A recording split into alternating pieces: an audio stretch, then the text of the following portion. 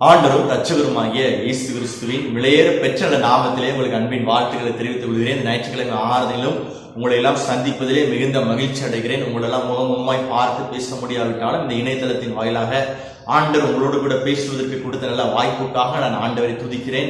வீடுகளில் இருந்தாலும் பயபக்தியோடு நீங்க ஆராதனை செய்யுங்க. கர்த்தர் உங்களுடைய வீட்டில் அவர் இருக்கிறார். நீங்கள் வசிக்கிற ஸ்தலத்திலே அவர் அசைவாடி கொண்டிருக்கிறார். அவருடைய பிரசனம் உங்களுக்குள் இருக்கிறது என்கின்ற உணர்வோடு கூட நீங்கள் ஆண்டவரை ஆராதியுங்கள். இந்த ஆராதனையை ஆண்டவர் உங்களுக்கு ஆசீர்வதிப்பதாக. இந்த ஆராதனையை ஆண்டவர் ஆசீர்வதிக்கும்படிக்கு நம்ம எல்லாரும் ஜெபம் பண்ணுவோம். பரிசுத்தமுள்ள ஆண்டவரை, ஞாயிற்றுக்கிழமை ஆராதனை ஆண்டவர் ஆசீர்வதிங்கப்பா. பாடுகிறான பாடல்கள், ஆராதனைகள், ஜெபங்கள், வசனங்கள் எல்லாம் எங்களுக்கு ஆசீர்வாதமா இருக்க உதவி செய்யுங்க. தொடக்கம் முதல் முடிவு வரை ஆண்டவர் பொறுப்படுத்திக் கொண்டு வழி நடத்துங்க. நீங்களே மகிமைப்படுங்க, மேன்மைப்படுங்க. கர்த்தர் பெரிய காரியங்களை செய்யுங்க. இயேசுவின் நாமத்தில் வேண்டிக் கொள்ளுகிறோம் நல்ல தகப்பனே, ஆமென். ஒரு சில பாடலை நாம் பாடி நம் தேவனுடைய நாமத்தை நாம் மகிமைப்படுத்துவோம்.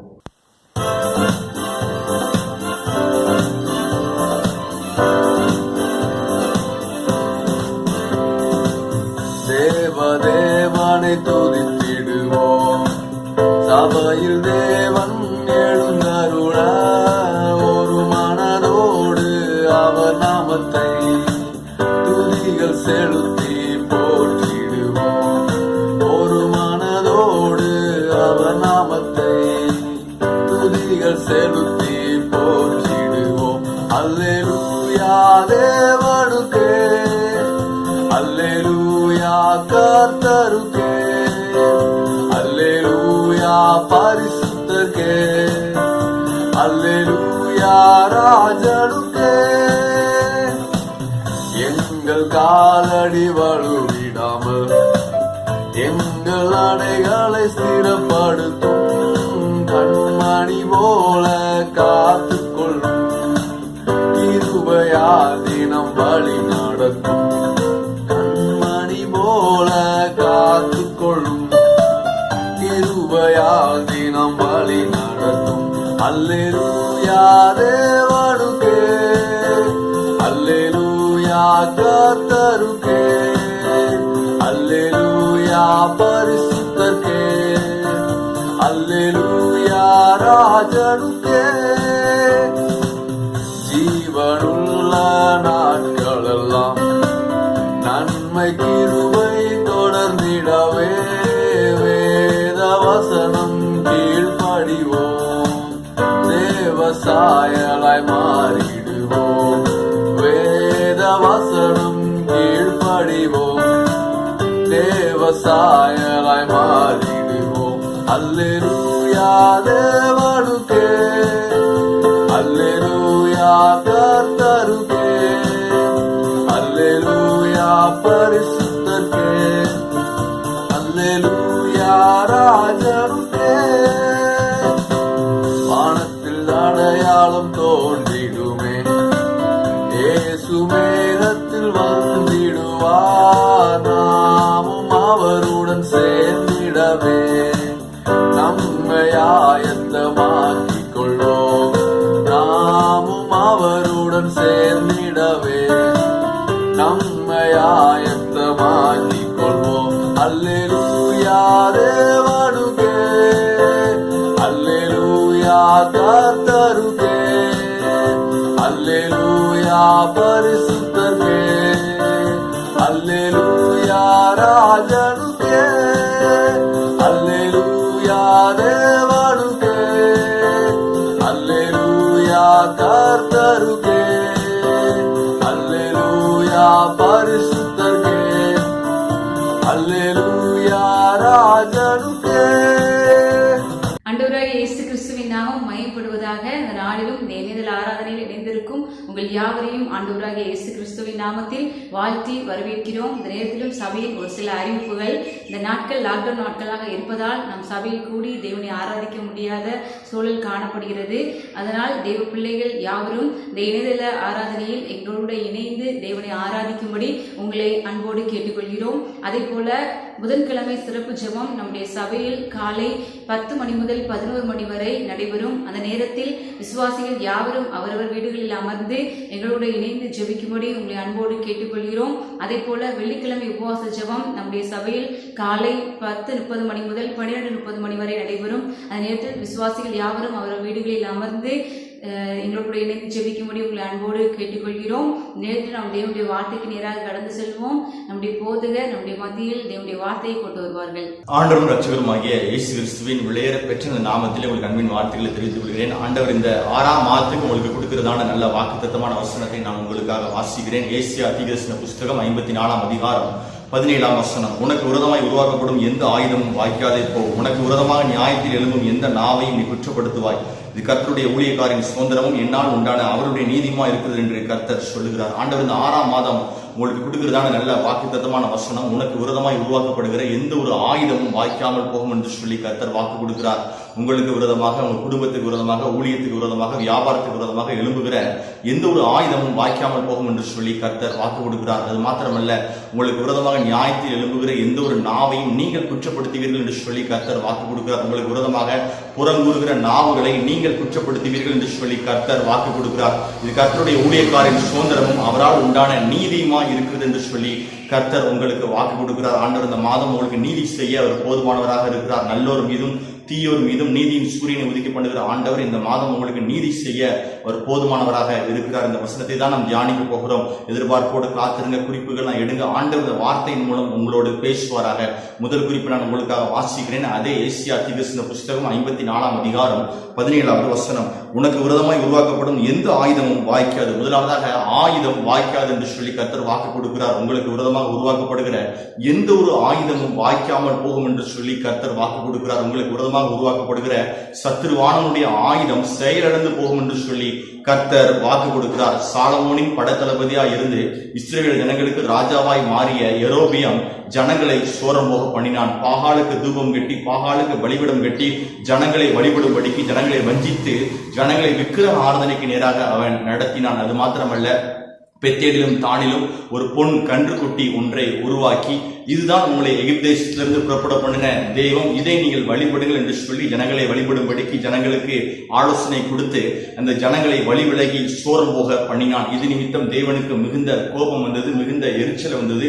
இது நிமித்தம் ஆண்டவர் யூதா தேசத்தில் இருந்து ஒரு தீர்க்கதரிசியை எழுப்பினார். ஒரு தீர்க்கதரிசியை எழுப்பி பெத்தேலில் வந்து தீர்க்கதரிசனம் சொல்லும்படிக்கு ஆண்டவர் அந்த தீர்க்கதரிசியை பயன்படுத்தினார். நான் உங்களுக்காக அந்த வசனத்தை வாசிக்கிறேன். 1 ராஜாக்களின் புஸ்தகம் 13ஆம் அதிகாரம் 2ஆம் வசனம். அந்த பலிபீடத்தை நோக்கி, பலிபீடமே பலிபீடமே, இதோ தாவீதின் வம்சத்தில் யோசியா என்னும் பேருள்ள குமாரன் பிறப்பான். அவன் உன்மேல் தூபம் கட்டுகிற மேடைகளின் ஆசாரியர்களை உன்மேல் பலியிடுவான். மனுஷரின் எலும்புகள் உன்மேல் சுட்டரிக்கப்படும் என்பதை கர்த்தர் உரைக்கிறார் என்றான். அந்த தீர்க்கதரிசி பாகால் பலிபீடத்துக்கு முன்பதாக நின்று தைரியமாக தீர்க்கதரிசனம் சொன்னார். பலிபீடமே பலிபீடமே, தாவீதின் வம்சத்தில் யோசியா என்னும் ஒரு குமாரன் பிறப்பான். அவன் உன்மேல் தூபம் கட்டுகிற மேடைகளில் ஆசாரியர்களை அவன் பலியிடுவான். அது மாத்திரமல்ல, பலிபீடத்திலே மனுஷருடைய எலும்புகளை அவன் சுட்டரிப்பான் என்று சொல்லி தைரியமாக தீர்க்கதரிசனத்தை உரைத்தான். அந்த வார்த்தையை கேட்டபோது யெரொபெயாம் ராஜா கோபப்பட்டு அந்த தீர்க்கதரிசிக்கு விரோதமாக கையை நீட்டினான். அவனை புடியுங்கள் என்று சொல்லி தன்னுடைய கையை நீட்டினான். தன்னுடைய கையை அவன் நீட்டின போது அவன் கை மரமறுத்து அவன் கை செயல்படாமல் போனது. தேவனுடைய மனுஷனுக்கு விரோதமாக நீட்டின அவனுடைய கையை கர்த்தர் செயல்படாதபடிக்கு அந்த கையை ஆண்டவர் மறத்து போகும்படிக்கு கர்த்தர் செய்தார். நான் உங்களுக்காக அந்த வசனத்தை வாசிக்கிறேன். 1 ராஜாக்களின் புஸ்தகம் 13ஆம் அதிகாரம் 4ஆம் வசனம். அவனை புடியுங்கள் என்று தன் கையை பலிபீடத்திலிருந்து நீட்டினான். அவனுக்கு விரோதமாய் நீட்டின கை தன்னிடமாக முடக்கக்கூடாதபடிக்கு மறத்து போயிற்று. தேவனுடைய மனுஷனுக்கு விரோதமாக நீட்டின கை மறத்து போயிற்று என்று சொல்லி நாம் பார்க்கிறோம். இந்த யெரொபெயாம் ராஜாவிடத்திலே பணபலம் இருந்தது, பதவி பலம் இருந்தது, அதிகாரம் இருந்தது, ராஜ்யம் இருந்தது, எல்லாமே இவனுக்கு சாதகமாக இருந்தது. இவன் தேவனுடைய மனுஷனுக்கு விரோதமாக கையை நீட்டினான். ஆனால் அந்த தீர்க்கதரிசி இடத்திலே எதுவுமே இல்லை. ஆனால் அந்த தீர்க்கதரிசியோடு கூட கர்த்தர் இருந்தபடினாலே அவன் நீட்டின கையை கர்த்தர் மடக்கடிக்க பண்ணினார். அந்த கை மறத்து போய் அந்த கையை மடக்க முடியாத சூழ்நிலை இந்த ராஜாவுக்கு ஏற்படும்படிக்கு கர்த்தர் காரியங்களை மாறுதலாய் முடிய பண்ணினார். அருமையான தேவ பிள்ளைகளே, ஒருவனும் உங்களுக்கு முன்பதாக எதிர்த்து நிற்க முடியாது. ஒருவனும் உங்களுக்கு முன்பதாக கையை நீட்ட முடியாது. தேவனுடைய பிள்ளைகளுக்கு விரோதமாக ஒரு மனிதனும் கையை நீட்ட முடியாது, காலையும் அசைக்க முடியாது, உங்களுக்கு விரோதமாக எந்த ஒரு காரியத்தையும் செய்ய முடியாது. அப்படிப்பட்ட காரியத்தை செய்வார் என்று சொன்னால் இந்த ராஜாவுடைய கையை வாதித்த ஆண்டவர் உங்களுடைய எதிரிகளின் கையையும் வாதித்து அதை செயல்படாதபடிக்கு உங்களுக்கு விரோதமாக எழும்புகிற ஆயுதங்களை ஆண்டவர் முறித்து போட கர்த்தர் போதுமானவராக இருக்கிறார். யாக்கோபுக்கு விரோதமான மந்திரமும் இல்லை, இஸ்ரவேலுக்கு விரோதமாக குறிச்சொல்லுதலும் இல்லை என்று சொன்ன ஆண்டவர் உங்களுக்கு விரோதமாக உருவாக்கப்படுகிற எந்த ஒரு ஆயுதமும் வாய்க்க வாய்க்காமல் போகும். நீங்கள் சும்மா இருப்பீர்கள், கர்த்தர் உங்களுக்காக யுத்தம் பண்ணுவார். இந்த யெரொபெயாம் ராஜா பயந்து போய், திகைத்து போய், உடாய்த்து போய், கலங்கி போய், சோர்வுற்று அந்த தீர்க்கதரிசியிடத்திலே விண்ணப்பம் பண்ணினான். தயவாய் என்னுடைய கையை நீர் மீண்டும் செயல்படும்படிக்கு உம்முடைய தேவனிடத்திலே விண்ணப்பம் பண்ணும் என்று சொல்லி அவன் வேண்டிக் கொண்டான். அவன் வேண்டிக் கொண்டதின் பிரகாரம் இந்த தீர்க்கதரிசி அவருக்காய் விண்ணப்பம் பண்ணினான். அப்படி விண்ணப்பம் பண்ணினபடினாலே அவனுடைய கை மீண்டும் செயல்பட்டது. கர்த்தர் அந்த தீர்க்கதரிசியோடு கூட இருந்தார் என்பதை இந்த ராஜாவும் சகல இஸ்ரவேல் ஜனங்களும் அறிந்து கொண்டார்கள். கர்த்தர் அந்த தீர்க்கதரிசியோடு கூட இருந்தார். தேவனுடைய மனுஷனுக்கு விரோதமாக ஒருவனும் எழும்பாதபடிக்கு எல்லாருக்கும் ஒரு பயம் அந்த இடத்துல உண்டானது. அருமையான தேவ பிள்ளைகளே, இன்றைக்கு உங்களுக்கு விரோதமாக உருவாக்கப்படுகிற எந்த ஒரு ஆயுதமும் அது வாய்க்காமல் போவதற்கு வேண்டிய கிருபைகளை கர்த்தர் உங்களுக்கு தருவாராக. ஒரு மிகப்பெரிய ஒரு திருச்சபை ஒன்று இருந்துதான். திருச்சபையில ஒரு போதகர் பிரசங்கித்துக் கொண்டிருந்தாராம். அவர் பிரசங்கித்துக் கொண்டு இருக்கும் போது அந்த போதகரை தாக்குவதற்காக ஒரு ரவுடி ஒருத்தன் அருவாள் எடுத்து வெட்டுவதற்காக வேகமாக ஓடி வந்தான். அப்படி வேகமாக ஓடி வந்த போது அந்த போதகர் சற்றும் பயப்படாமல் தன்னிடத்தில் இருந்த கைக்குட்டை எடுத்து அந்த ரவுடி மேல எரிஞ்சாராம். எரிஞ்ச உடனே அவனுக்குள் இருந்த அசுத்தாவியை அலக்கழித்து அந்த எல்லையை விட்டு ஓடி போனதான். இதை பார்த்த அநேக ஜனங்கள் பிரமிப்படைந்து ஆச்சரியப்பட்டார்களாம். கர்த்தருடைய பிள்ளைகளுக்கு விரோதமாக, கர்த்தரை ஆராதிக்கிற ஜனங்களுக்கு விரோதமாக ஒரு நபரும் எழும்ப முடியாது. நீங்கள் உயிரோடு இருக்கிற நாளெல்லாம் உங்களை எதிர்த்து நிற்க ஒருவனும் இல்லை. அவர் மோசையோடு இருந்தது போல ஆண்டவர் உங்களோடும் கூட இருப்பார். அவர் உங்களை விட்டு விலகுவதும் இல்லை, அவர் உங்களை கைவிடுவதும் இல்லை. அவர் உங்களை செவையான பாதைகளை கர்த்தர் உங்களை வழிநடத்த அவர் போதுமானவராக இருக்கிறார். கர்த்தர் அந்த இடத்திலே மகா பெரிய அற்புதத்தை செய்தார். இன்றைக்கு உங்களுக்கு விரோதமாக உருவாக்கப்படுகிற எந்த ஒரு ஆயுதமும் வாய்க்காமல் போகும். அன்றைக்கு யோசேப்பை வீழ்த்துவதற்கு பிசாசானவன் பயன்படுத்தின ஆயுதம் என்னென்று சொன்னால் இச்சையை பயன்படுத்தினான். குறிப்பாக போத்திபாரின் மனைவியை பயன்படுத்தினான். போத்திபாரின் மனைவியை ஆயுதமாய் பயன்படுத்தி அவனை இச்சைகளில் விழுந்து போகும்படிக்கு அவன் வகை தேடினான். ஆனாலும் கூட கர்த்தர் யோசேப்போட கூட இருந்து இந்த இச்சை என்கின்ற ஆயுதத்தில் அவன் விழுந்து போகாதபடிக்கு கர்த்தர் அவனுடைய கற்பை பாதுகாத்தார். அதே ஆண்டவர் இன்றைக்கு பாலியத்துக்கு விரோதமான இச்சைகளுக்கு நாம் விலகி ஓடுவதற்கு வேண்டிய கிருபையை ஆண்டவர் கொடுப்பாராக. இச்சை என்கின்ற ஆயுதத்திலே நாம் விழுந்து போகாதபடிக்கு கர்த்தர் உங்களையும் என்னையும் பாதுகாக்க ஆண்டவர் போதுமானவராக இருக்கிறார். பாபிலோன் தேசத்திலே நேபுகாத்நேச்சார் என்று சொல்லி ஒரு ராஜா ஒருவன் இருந்தான். அவன் மிகப்பெரிய ஒரு சிலை ஒன்றை செய்தான். பொற்சிலையை ஒன்றை உருவாக்கினான். இந்த சிலையின் உயரம் 60 அடி உயரம், அது மாத்திரமல்ல 6 அடி அகலமாக அந்த சிலை இருந்தது. இந்த சிலையை எல்லாரும் வழிபட வேண்டும் என்று சொல்லி அவன் ஜனங்களுக்கு கட்டளையிட்டான். இப்படி இந்த சிலையை யார் வழிபடாமல் இருப்பார்களோ அவர்கள் அக்கினி சூளையிலே போடப்படுவார்கள் என்று சொல்லி ஒரு சட்டத்தை அவன் ஏற்றினான். எல்லாரும் பயந்து போய் இந்த சிலையை வழிபட்டார்கள். அப்படி வழிபட்ட போது சாத்ராக், மேஷாக், ஆபேத்நேகோ என்று சொல்லி 3 வாலிபர்கள் கர்த்தரை ஆராதிக்கிற பிள்ளைகள் அதை வழிபடாமல் தைரியமாக நின்றார்கள். இது நிமித்தம் கல்தையர்கள் அந்த 3 வாலிபர்களுக்கு விரோதமாக ராஜாவினிடத்திலே குற்றம் சாட்டினார்கள். அப்பொழுது ராஜா சொல்றாரு, நாங்கள் மீண்டும் கிண்ணறம், நாகஸ்வரம், எக்காலம் எல்லாம் ஊதும் போது எங்கள் தெய்வத்தை நீங்கள் ஆராதிக்க வேண்டும். அப்படி நீங்கள் ஆராதிக்க விட்டால் உங்களை தப்புவிக்கத்தக்க தேவன் யார் என்று சொல்லி ராஜா அந்த 3 வாலிபர்களுக்கு விரோதமாக பேசினான். அப்பொழுது இந்த 3 வாலிபர்கள் சொன்ன வார்த்தை என்னென்று சொன்னால், நாங்கள் ஆராதிக்கிற தெய்வம் எங்களை தப்புவிக்க வல்லவராக இருக்கிறார். அவர் தப்புவிக்காமல் போனாலும் நாங்கள் நீ நிறுத்தின அந்த பொருட்சிலையை நாங்கள் வழிபட மாட்டோம் என்று சொல்லி தைரியமாக சொன்னார்கள். இது நிமித்தம் ராஜாவுக்கு மிகுந்த கோபம் வந்தது. சாதாரணமாக அக்கினி சூளையை சூடாக்குவதை விட 7 மடங்கு அதிகமாக சூடாக்கி அந்த அக்கினி சூளையில இந்த 3 வாலிபர்களையும் போட்டார்கள். இந்த 3 வாலிபர்களை போட்ட போது ராஜா ஒரு அதிசயமான காட்சியை பார்த்தான். 3 வாலிபர்கள் தானே நம்ம போட்டோம், உள்ள ஆனா 4 பேர் இருக்கிறாங்க. 3 பேருடைய கையை நம்ம கட்டி போட்டிருந்தவன், ஆனா இங்க 4 பேர் இருக்கிறாங்க. 4 பேரும் விடுதலையாக உலாவிக் கொண்டிருக்கிறாங்களே. இந்த 4ஆம் நபருடைய சாயல் வந்து தேவ புத்தருடைய சாயலுக்கு ஒப்பா இருக்கிறது என்று சொல்லி ராஜா பயந்து போய், திகைத்து போய் அதை பார்த்து கொண்டு இருந்தான். நான் உங்களுக்காக அந்த வசனத்தை வாசிக்கிறேன். தானியேலின் புஸ்தகம் 3ஆம் அதிகாரம் 25ஆம் வசனம். அதற்கவன், இதோ 4 பேர் விடுதலையாய் அக்கினியின் நடுவில் உலாவுகிறதை காண்கிறேன். அவர்களுக்கு ஒரு சேதமும் இல்லை. 4ஆம் ஆளின் சாயல் தேவ புத்திரனுக்கு ஒப்பா இருக்கிறது என்று சொல்லி சொன்னான். தேவன் தம்முடைய தூதனை அனுப்பி அந்த 3 வாலிபர்களையும் ஆண்டவர் பாதுகாத்தார். அந்த அக்கினி என்கின்ற ஆயுதம் வாய்க்காதபடிக்கு கர்த்தர் அந்த 3 பேரையும் பாதுகாத்தார். அவருடைய தலைமுடி கருகவில்லை, அவருடைய வஸ்திரம் கருகவில்லை. கர்த்தரே அவர்களுக்கு பலனா இருந்து, கேடகமா இருந்து, பாதுகாப்பா இருந்து, எந்த கெடுதியும் வராதபடிக்கு தீ என்கின்ற ஆயுதம், அக்கினி என்கின்ற ஆயுதம் அவர்களை சேதப்படுத்தாதபடிக்கு கர்த்தர் பாதுகாத்தார். அதே ஆண்டவர் உங்களுக்கு விரோதமாக எழும்புகிற எல்லா மனுஷீக ஆவிகள், விக்கிரகத்தின் ஆவிகள், உங்களுக்கு விரோதமாக எழும்புகிற மந்திரத்தின் ஆவிகள் எல்லாவற்றையும் ஆண்டவர் மடக்கடித்து போட அவர் போதுமானவராக இருக்கிறார். நீங்கள் தண்ணீரை கடக்கும் போதும் ஆண்டவர் உங்களோடு கூட இருப்பார். நீங்கள் ஆறுகளை கடக்கும் போதும் ஆண்டவர் உங்களோடு கூட இருப்பார். நீங்கள் அக்கினியில் நடக்கும் போதும் உங்கள் கால் வேகாமல் இருக்கும்படிக்கு கர்த்தர் உங்களுக்கு உதவி செய்வார். முதல் குறிப்பு, உங்களுக்கு விரோதமாக உருவாக்கப்படுகிற எந்த ஒரு ஆயுதமும் வாய்க்காமல் போகும். இரண்டாவது குறிப்பு நான் உங்களுக்காக வாசிக்கிறேன். ஏசியா தீர்க்கதரிசன புஸ்தகம் 54 அதிகாரம் 17 வசனம். உனக்கு விரோதமாய் உருவாக்கப்படும் எந்த ஆயுதமும் வாய்க்காதே போகும். உனக்கு விரோதமாய் நியாயத்தில் எழும்பும் எந்த நாவையும் குற்றப்படுத்துவாய். இரண்டாவது, எதிரியின் நாவு குற்றப்படும். இரண்டாவது ஆண்டு உங்களுக்கு வாக்கு கொடுக்கிறார். எதிரிகளுடைய நாவுகளை நீங்கள் குற்றப்படுத்துவீர்கள் என்று சொல்லி கர்த்தர் வாக்கு கொடுக்கிறார். உங்களுக்கு விரோதமாக நியாயத்தில் எழும்புகிற எந்த ஒரு நாவையும் நீங்கள் குற்றப்படுத்துவீர்கள் என்று சொல்லி கர்த்தர் வாக்கு கொடுக்கிறார். உங்களை குற்றப்படுத்த முகாந்திரம் தேடுகிற உதடுகளை கர்த்தர் குற்றப்படுத்த அவர் போதுமானவராக இருக்கிறார். உங்களுக்கு விரோதமாக நியாயத்தில் எழும்புகிற உதடுகளை கர்த்தர் நியாயம் தீர்க்க அவர் போதுமானவராக இருக்கிறார்.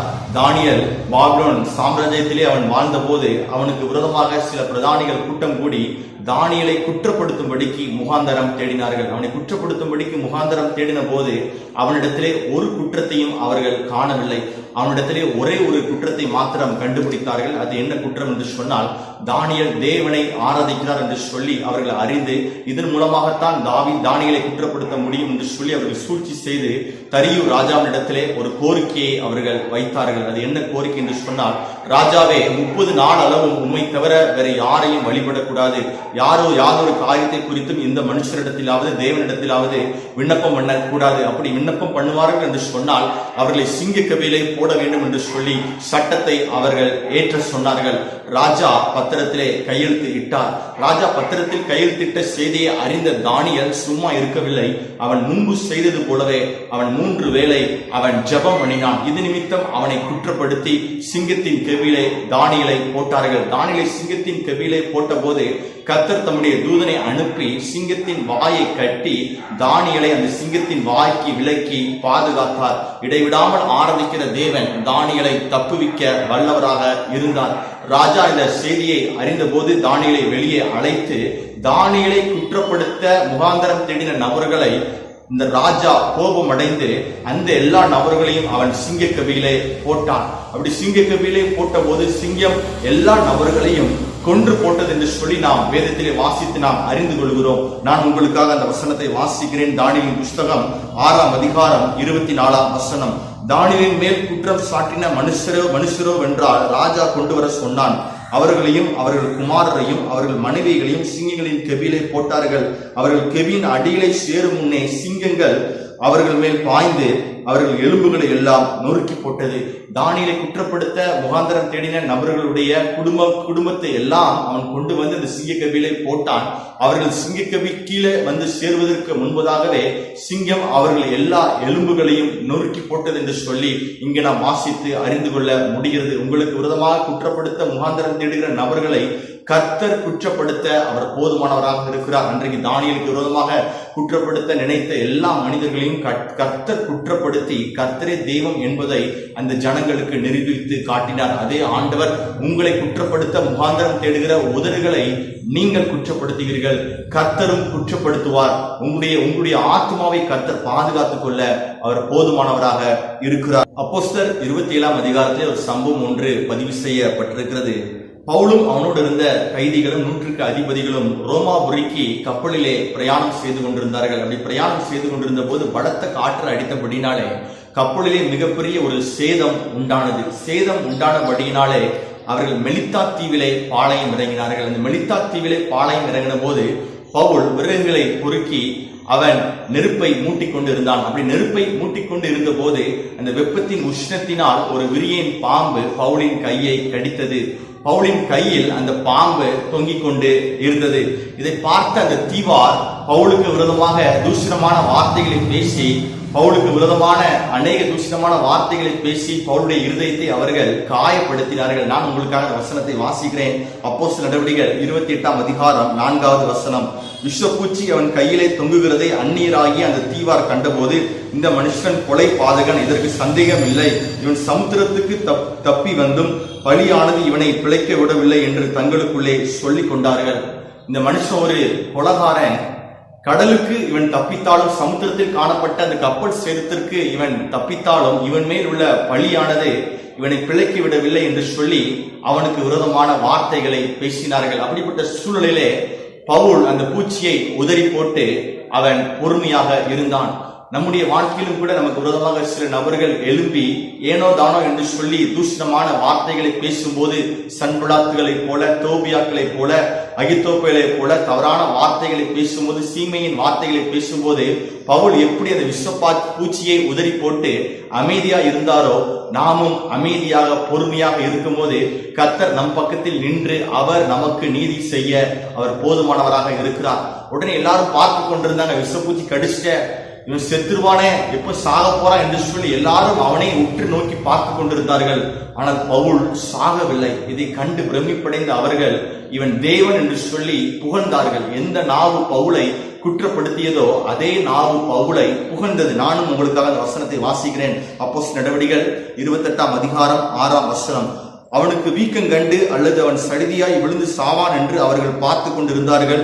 நெடுநேரமாய் பார்த்து கொண்டிருந்தும் ஒரு சேதமும் அவனுக்கு வராதை கண்டபோது வேறு சிந்தையாகி இவன் தேவன் என்று சொல்லிக் கொண்டார்கள். இவன் தேவன் என்று அவர்கள் சொல்லிக் கொண்டார்கள். பவுலை இகழ்ந்த உதடுகள் பவுலை புகழ்ந்து பேச ஆரம்பித்தது. அவனை குற்றப்படுத்த முகாந்திரம் தேடின உதடுகள் எல்லாம் இப்பொழுது பவுலை தேவன் என்று சொல்லி எல்லாரும் புகழ தொடங்கினார்கள். காரணம், கர்த்தர் பவுலோடு இருந்து பவுலை குற்றப்படுத்தின நபர்களுக்கு முன்பதாகவே பவுலை புகழும்படிக்கு கர்த்தர் அந்த நபர்களின் வாயை ஆண்டவர் பயன்படுத்தினார். அதே ஆண்டவர் உங்களை குற்றப்படுத்த நினைக்கிற மனுஷர்களுக்கு முன்பதாக அவருடைய உதடுகளை உங்களை புகழ்வதற்கு ஏதுவான காரியங்களை செய்ய கர்த்தர் போதுமானவராக இருக்கிறார். அது மாத்திரமல்ல, பவுல் அந்த மெலித்தா தீவிலே அநேக அற்புதங்களையும் அதிசயங்களையும் செய்தார். பவுலின் கையினாலே அந்த மெலித்தா தீவிலே விசேஷித்த அற்புதங்களை ஆண்டவர் செய்தார். தீவியின் முதலாளி வியாதியால் பாதிக்கப்பட்ட போது பவுல் ஜெபித்த போது இந்த தீவியின் முதலாளிக்கு ஆண்டவர் சுகத்தை கொடுத்தார். இப்படி அநேகர் இயேசு கிறிஸ்துவை இரட்சகராக ஏற்றுக்கொண்டார்கள். அந்த பட்டணத்திலே மிகப்பெரிய ஒரு எழுப்புதல் உண்டானது. பவுலை யாரெல்லாம் இகழ்ந்து பேசினார்களோ எல்லாரும் புகழ்ந்து பேசுவதற்கு ஏதுவான சூழ்நிலைகள் உண்டானது. அதுபோலவே ஆண்டவர் உங்களை குற்றப்படுத்த முகாந்தரம் தேடுகிற நபர்களுக்கு முன்பதாக ஆண்டவர் உங்களுடைய தலைகளை உயர்த்தி யார் உங்களை குற்றப்படுத்தினார்களோ அவர்களே உங்களை புகழ்ந்து பேசுவதற்கு ஏதுவான காரியங்களை கர்த்தர் வாய்க்க செய்வாராக. ஆண்டவர் அப்படிப்பட்ட அதிசயங்களை உங்களுக்கு செய்ய அவர் போதுமானவராக இருக்கிறார். இரண்டாவதாக, எதிரியின் நாவுகள் குற்றப்படும். மூன்றாவது குறிப்பு நான் உங்களுக்காக வாசிக்கிறேன். அது ஏசியா தீர்க்கதரிசன புஸ்தகம் 54ஆம் அதிகாரம் 17வது வசனம். அதன் கீழ்ப்பகுதி நான் உங்களுக்காக வாசிக்கிறேன். கர்த்தருடைய ஊழியக்காரரின் சுதந்திரமும் என்னால் உண்டான அவருடைய நீதியுமாய் இருக்கிறது என்று கர்த்தர் சொல்லுகிறார். மூன்றாவது, ஆண்டவர் உங்களுக்கு நீதி செய்ய அவர் போதுமானவராக இருக்கிறார். நல்லோர் மீதும் தீயோர் மீதும் நீதியின் சூரியனை உதிக்க பண்ணுகிற ஆண்டவர் இந்த மாதம் உங்களுக்கு நீதி செய்ய அவர் போதுமானவராக இருக்கிறார். ஆனாலும் என் நாமத்துக்கு பயப்படுகிற உங்கள் மேல் நீதியின் சூரியன் உதிக்கும், செட்டைகளின் கீழ் ஆரோக்கியம் இருக்கும், நீங்கள் வெளியே புறப்பட்டு சென்று கொழுத்த கன்றுகளைப் போல இருப்பீர்கள் என்று சொன்ன ஆண்டவர் உங்களுக்கு நீதி செய்ய அவர் போதுமானவராக இருக்கிறார். எந்தெந்த பகுதிகளில் உங்களுக்கு நீதி வேண்டுமோ, எந்தெந்த பகுதிகளில் உங்களுக்கு ஆசீர்வாதம் வேண்டுமோ, எந்தெந்த ஆசீர்வாதங்களுக்காக நீங்க காத்திருக்கிறீங்களோ அந்தந்த பகுதிகளில் கர்த்தர் ஆசீர்வாதத்தை கொடுத்து உங்களுக்கு நீதி செய்து உங்கள் தலையை ஆண்டவர் உயர்த்த அவர் போதுமானவராக இருக்கிறார்.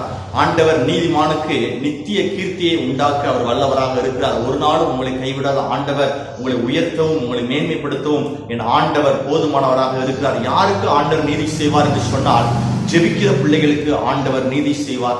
பரிசுத்தமாய் வாழுகிற பிள்ளைகளுக்கு ஆண்டவர் நீதி செய்வார். வேத வசனம் இவ்வாறு சொல்லுகிறது, பரிசுத்தம் இல்லாமல் தேவனை ஒருவனும் தரிசிக்க முடியாது என்று சொல்லி பரிசுத்த வேதாகமும் நமக்கு அடிக்கோடிட்டு காட்டுகிறது. நாம் பரிசுத்தமாய் வாழ்வோம் என்று சொன்னால் கர்த்தர் நிச்சயமாய் நமக்கு நீதி செய்ய அவர் வல்லவராக இருக்கிறார். ஆண்டவர் நம்மை அசுத்தத்துக்காக அல்ல, அவர் நம்மை பரிசுத்தத்துக்காக அழைத்திருக்கிறார். நாம் அசுத்தமாய் வாழ்வதற்காக ஆண்டவர் நம்மை அழைக்கவில்லை, நம்மை உருவாக்கவில்லை, நம்மை தெரிந்து கொள்ளவில்லை. நாம் பரிசுத்தமாய் வாழ்வதற்காகவே ஆண்டவர் நம்மை வேறு பிரித்து வைத்திருக்கிறார். நாம் பரிசுத்தமாய் வாழும்போது கர்த்தர் நமக்கு நன்மை செய்ய அவர் போதுமானவராக இருக்கிறார். நான் பரிசுத்தர் ஆகையால் நீங்களும் பரிசுத்தராய் இருங்கள் என்று சொன்ன ஆண்டவர், நீங்கள் பரிசுத்தமாய் வாழும் போது, பரிசுத்தமாய் நடக்கும் போது, ஆண்டவராய் இயேசுவுடைய அடிச்சுவடுகளை பின்பற்றி அவருடைய வழிகளிலே நீங்கள் நடக்கும் போது கர்த்தர் உங்களுக்கு நீதி செய்ய அவர் போதுமானவராக இருக்கிறார். அவர் நீதிமானுக்கு அவர் நீதி செய்ய அவர் வல்லவராக இருக்கிறார். ஒருவேளை நீங்கள் பாவம் செய்து அக்கிரமம் செய்து தேவனை விட்டு ஒருவேளை நீங்க தூரம் போயிருந்தாலும் கூட நீங்கள் தேவ சமூகத்திலே உங்களை தாழ்த்தி உங்களை அறிக்கை செய்யும் போது கர்த்தர் உங்களுடைய பாவங்களை மன்னித்து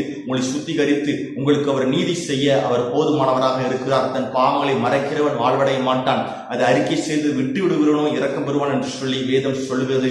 இயேசு கிறிஸ்துவின் இரத்தம் சகல பாவங்களை நீக்கி உங்களை சுத்திகரிக்கும் என்று சொல்லி வேத வசனம் சொல்லுகிறது. உன் பாவம் இரத்தாம்பரம் போல சிகப்பா இருந்தாலும் நான் அதை பஞ்சை போல வெண்மையாய் மாற்றுவேன் என்று சொல்லி ஆண்டவர் உங்களுக்கு வாக்கு கொடுக்கிறார். கடந்த நாட்களில் செய்த பாவங்கள், அருவருப்புகள், ஆண்டுக்கு பிரியமில்லாத அசுத்தமான காரியங்கள் ஒருவேளை உங்களுக்குள்ள இருக்கும் என்று சொன்னால் இந்த நாளிலே அறிக்கை செய்து அந்த பாவத்தை விட்டு விட்டு கர்த்தரோடு நீங்கள் நெருங்கி பழகுங்க. ஆண்டவரோடு இன்னும் அதிகமான உறவை, ஆண்டவரோடு இருக்கக்கூடிய இந்த ரிலேஷன்ஷிப்பை இன்னும் நீங்க அதிகமாக பெருக்கிக் கொள்ளுங்கள். தேவ சமூகத்தை அதிகமாய் காத்திருந்து ஜெபம் பண்ணுங்க.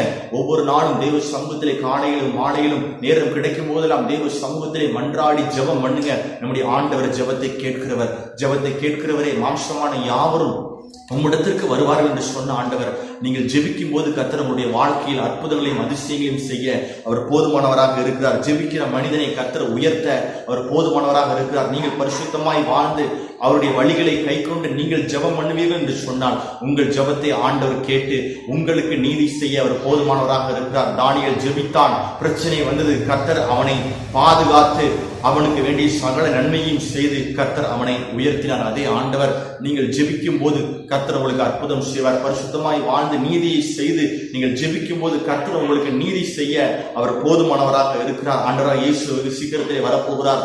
காலம் இனி செல்லாத அவருடைய வருகைக்கு நமக்கும் மறக்கதவே இடைவெளியாக இருக்கிறது. அவருடைய வருகைக்கு நாம் ஆயத்தப்பட வேண்டும். அவருடைய வருகைக்கு நாம் ஆயத்தப்பட நாம் என்ன செய்ய வேண்டும்? எப்போதும் ஜெபம் பண்ணி நாம் விழித்திருக்க வேண்டும். மனுஷகுமாரன் வருவதற்கு நாம் பாத்திரவான்களாய் நிற்கும்படிக்கு நாம் எப்போதும் ஜெபம் பண்ணி நாம் விழித்திருக்க வேண்டும் என்று சொல்லி வசனம் சொல்கிறது. அவருடைய வருகைக்கு நாம் ஆயத்தப்பட்டு பாவம் செய்யாமல் அக்கிரமம் செய்யாமல் நம் பரிசுத்தமாய் வாழும்போது மனவாட்டியான சபையை மனவாளனான இயேசு எடுத்துக்கொள்வார். அப்படி எடுத்துக்கொள்ளும் போது நாமும் மத்திய ஆகாயத்தில் இந்த இயேசுவை முகமுகமாய் பார்ப்போம், தரிசிப்போம், உன்னதமான அனுபவங்களை நாமும் பெற்றுக்கொள்வோம். ஆகையால் நாம் எப்போதும் ஜெபம் பண்ணி பரிசுத்தமாய் வாழ்ந்து கர்த்தருக்கு ஏற்ற கனிகளை கொடுக்கும் போது கர்த்தர் உங்களுக்கு நீதி செய்ய அவர் வல்லவராக இருக்கிறார். எந்தெந்த பகுதிகளில் உங்களுக்கு நீதி வேண்டுமோ அந்தந்த பகுதிகளை கர்த்தர் நீதி செய்து உங்கள் தலையை உயர்த்த வல்லவராக இருக்கிறார். திருமணமாகாத பிள்ளைகளுக்கு ஆண்டவர் திருமண வாழ்க்கை ஏற்படுத்தி கொடுப்பார். வேலை இல்லாத பிள்ளைகளுக்கு ஆண்டவர் வேலைகளை வாய்க்க செய்வார். வியாதியோடு இருக்கிற பிள்ளைகளுக்கு வியாதிகளை மாற்றுவார். கடன் பிரச்சனையோடு இருக்கக்கூடிய பிள்ளைகளுக்கு கடன் பிரச்சனையை மாற்றுவார். எந்தெந்த பகுதிகளில் உங்களுக்கு நீதி வேண்டுமோ அந்தந்த பகுதிகளை கர்த்தர் நீதி செய்ய அவர் வல்லவராக இருக்கிறார். அவர் நல்லோர் மீதும் தீயோர் மீதும் நீதியும் சூரியனை உதிக்க பண்ணுகிற ஆண்டவர் உங்கள் மேல் தம்முடைய நீதியும் சூரியனை உதிக்க பண்ணி உங்களுக்கு செய்ய வேண்டிய சகல நன்மைகளையும் கர்த்தர் செய்து இந்த மாதம் ஆண்டவர் தலையை உயர்த்துவாராக. 3 காரியத்தை நாம் தியானித்தோம். உங்களுக்கு விரோதமாக உருவாக்கப்படுகிற ஆயுதம் வாய்க்காது, எதிரியின் நாவுகள் குற்றப்படும். 3வது ஆண்டவர் உங்களுக்கு நீதி செய்வார். இந்த 3 காரியத்தை ஆண்டவர் உங்களுக்கு செய்ய அவர் போதுமானவராக இருக்கிறார். நாம் ஜெபிக்க போகிற பரிசுத்தமுள்ள ஆண்டவரை ஞாயிற்றுக்கிழமை ஆராதனைக்காக நம்ம ஜெபிக்கிறோமே, அந்த ஞாயிற்றுக்கிழமை ஆராதனையிலும் கூட 3 காரியங்களை தியானித்தோம். ஆண்டவரை வாக்குத்தத்தமான வசனத்தை நாங்கள் தியானித்திருக்கிறோம். ஐயா, இந்த வார்த்தையின் பிரகாரம் கர்த்தர்களுக்கு அற்புதம் செய்யுங்க. இந்த வார்த்தையின் பிரகாரம் கர்த்தர்களுக்கு அதிசயம் செய்யுங்க. நல்லோர் மீதும் தீயோர் மீதும் நீதியும் சூரியனை உதிக்க பண்ணுகிற ஆண்டவர் எங்களுக்கு நீதியும் சூரியனை உதிக்க பண்ணும்படிக்கு நாங்கள் ஜெபிக்கிறோம். எங்களுக்கு விரோதமாக உருவாக்கப்படுகிற எந்த ஒரு ஆயுதம் வாய்க்காமல் போகும். எங்களுக்கு விரோதமாக நியாயத்தில் எழுப்புகிற எந்த ஒரு நாவை நீ குற்றப்படுத்துவாய். இது கர்த்தருடைய ஊழியக்காரர்கள் சுதந்திரமும் அவரால் உண்டான நீதியுமா இருக்கிறது என்று சொல்லியிருக்கிறீங்களப்பா. நீங்கள் நீதி செய்யும்படிக்கு நாங்களுடைய பாதத்தில் விடுகிறோம். கர்த்தர் பெரிய காரியங்களை செய்யுங்க. நீங்களே மகிமைப்படுங்க, மேன்மைப்படுங்க. நிகழ்ச்சியை பார்த்த ஒவ்வொருவரையும் கர்த்தர் ஆசீர்வதிங்க. மகிமையான காரியங்களை செய்யுங்க. இயேசுவின் நாமத்தில் வேண்டிக் கொள்ளுகிறோம் நல்ல தகப்பனே, ஆமென். ஆத்துமாவே கர்த்தரை ஸ்தோத்திரி, முழுவதுமே பரிசுத்த நாமத்தை ஸ்தோத்திரி. ஆத்துமாவே கர்த்தரை ஸ்தோத்திரி. கர்த்தர் செய்த சகல உபகாரங்களையும் மறவாதே. ஆமென்.